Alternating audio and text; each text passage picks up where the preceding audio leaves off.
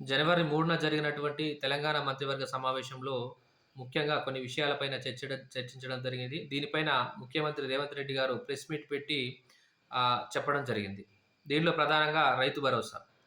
జనవరి 26 నుండి తెలంగాణలో ఉన్నటువంటి సాగుకు ఆమోదయోగ్యమైనటువంటి ప్రతి ఒక్క ఎకరానికి కూడా సంవత్సరానికి రూ. 12,000 చొప్పున ఎటువంటి పరిమితులు లేకుండా రైతు భరోసా ఇవ్వడానికి మంత్రివర్గం నిర్ణయం తీసుకుంది. అయితే దీనికి ప్రత్యేకంగా మనము ఎటువంటి అప్లికేషన్ చేసుకోవాల్సిన అవసరము లేదు.